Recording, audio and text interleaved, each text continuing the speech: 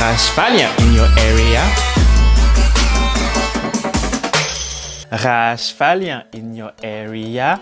Yo, hello les aliens, j'espère que vous allez bien. Avant toute chose, si c'est ta première fois de visiter cette chaîne, je t'invite à t'abonner, à activer la cloche de notification et à partager. Je t'invite aussi à t'abonner à mon Instagram que tu vois juste ici. C'est gratuit et ça fait toujours plaisir. Les aliens, comme vous l'avez vu dans le titre, aujourd'hui je vais faire un format vidéo un peu différent de ce que je fais d'habitude. On va parler de choses un peu plus sérieuses. Parce que moi je veux que sur ma chaîne aussi, on apprend des choses. Je veux que ma chaîne serve aussi à aider d'autres personnes comme moi. Donc si vous ne le savez pas, moi je suis burkinabé et présentement je suis au Canada comme étudiant étranger. J'ai décidé de faire cette vidéo là parce que je sais qu'il y a beaucoup d'étudiants en Afrique qui veulent venir poursuivre leur étude ici et qui ne savent pas forcément comment ça se passe et tout. Donc j'ai décidé de faire cette vidéo, parler de mon expérience personnelle pour un peu vous éclairer quelles sont les démarches à faire pour le visa étudiant et tout.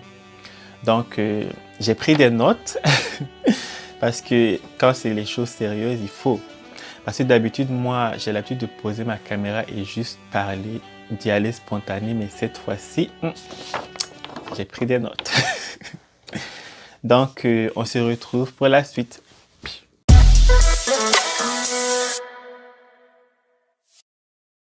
Bon, les aliens, on va commencer cette vidéo. La première étape, avant même de penser à la demande de visa, c'est de choisir votre université, votre collège ou votre école, peu importe, dans laquelle vous souhaitez venir étudier au Canada. Vous la choisissez et après, vous allez faire une demande en ligne. La demande se fait en ligne, je précise.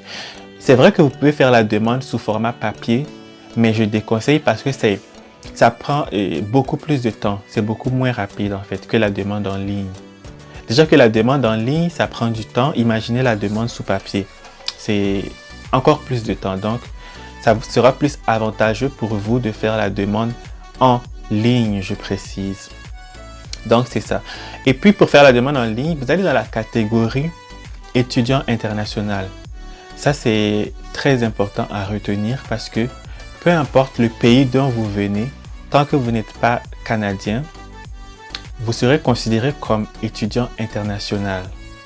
Donc, c'est ça. Et pour la demande en ligne, si j'ai un conseil à vous donner, c'est de vous y prendre le plus tôt possible. Genre, même une année à l'avance, je conseille. Moi, par exemple, j'ai fait ma demande en ligne quand j'étais encore en classe de terminale. Quand je commençais la classe de terminale, en fait.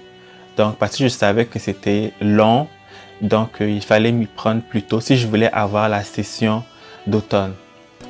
Donc, c'est ça. Et puis, la demande en ligne est payante, je tiens à préciser. Donc, ça peut aussi vous booster à bien étudier pour vous dire que j'ai payé pour l'inscription pour l'université. Donc, imagine que je foire le bac. Ça, c'est une motivation de plus pour étudier. Donc, c'est ça. Après l'inscription en ligne à l'université ou l'école, peu importe, vous devez faire la demande de CAQ, Certification d'acceptation du Québec.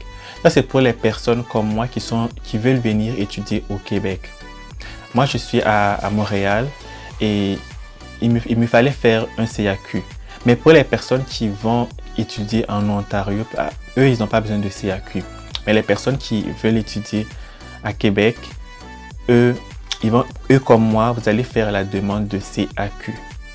Voilà. Après la demande de CAQ, vous pouvez passer au permis d'études ou à la demande de permis d'études. Et ça, tout le monde, peu importe si vous venez au Québec ou en Ontario, vous devez faire le permis d'études. Et après la demande de permis d'études, maintenant, vous pouvez passer à la demande de visa. Pour la demande de visa, je vais vous expliquer quels sont les documents dont vous aurez besoin. Vous aurez besoin d'abord du formulaire de visa d'étudiant que vous allez remplir. Où vous procurez ce formulaire-là, je pense que vous pouvez l'avoir en ligne ou si vous ne pouvez pas, vous pouvez aller la demander directement à l'ambassade canadienne qui se trouve dans votre pays. une fois là-bas, vous pouvez même en profiter pour demander plus de renseignements. Donc, une fois que vous avez ce formulaire-là, vous devez le remplir. Et puis, vous aurez besoin aussi d'un passeport valide. Je conseille d'avoir toujours un passeport valide pour 5 ans. Vous aurez besoin d'un passeport valide et puis vous allez photocopier les 6 premières pages de ce passeport-là pour le joindre dans vos documents pour la demande de visa. Donc, les 6 premières pages du passeport. Il vous faudra ensuite faire deux photos d'identité, des photos passeport. Genre, je pense que c'est juste, on a juste besoin de voir une oreille, je pense. Mais de toute façon, vous savez. Ensuite, il vous faudra joindre une photocopie certifiée de la lettre d'acceptation de l'université. Donc, que l'université vous aura envoyé si votre demande d'inscription en ligne a été acceptée. Donc, vous devez joindre une photocopie certifiée de cette lettre-là que l'université vous aura envoyée. Et puis ensuite, il vous faudra joindre des relevés bancaires. Ça, je pense même que c'est l'une des plus importantes qui sera déterminant si vous aurez votre visa ou pas. C'est le relevé bancaire. Parce que l'ambassade canadienne a besoin de savoir si vous serez capable de vous prendre en charge financièrement une fois venu au Canada. Si vous serez capable de payer genre votre scolarité. Parce que pour nous, les étudiants internationaux, la scolarité, c'est excessivement cher. Parce que pour un Canadien, par exemple, genre à l'année, ils vont peut-être débourser peut-être 1000 quelque chose dollars. Mais nous, le minimum que vous allez débourser, c'est 12 000. Mais ça, c'est vraiment le minimum. Donc, mais attendez-vous à payer genre dans les 16 000 dollars, quelque chose comme ça, par année. Donc, c'est ça. Ils auront besoin de relevé bancaire pour s'assurer que vous serez capable de vous prendre en charge financièrement, logement, nourriture, payer la scolarité et tout. Donc, c'est ça. Il est important d'avoir un relevé bancaire bien garni que vous allez joindre dans votre demande de visa. Puis pour finir, vous allez joindre dans vos documents une photocopie de votre CAQ pour les personnes qui viennent au Québec, comme moi. Vous devez joindre aussi votre CAQ, mais pour les personnes qui vont en Ontario, vous n'avez pas besoin de joindre votre CAQ. Et puis après ça, vous devez payer des frais de dossier de visa. Et puis c'est tout. Vous déposez vos documents, vous payez les frais d'inscription pour le visa et puis il ne vous reste plus qu'à attendre la réponse. Et puis c'est tout. Je sais que j'ai parlé un peu rapidement, mais s'il y a certains qui n'ont pas bien compris des trucs et qui voudraient me poser des questions, donc je vous invite à me poser dans les commentaires et puis je vais essayer d'y répondre. Et puis je vous conseille aussi d'aller prendre des renseignements un peu plus détaillés sur le site du gouvernement du Québec. Je vais mettre le lien du site en barre d'infos, vous pouvez aller le consulter.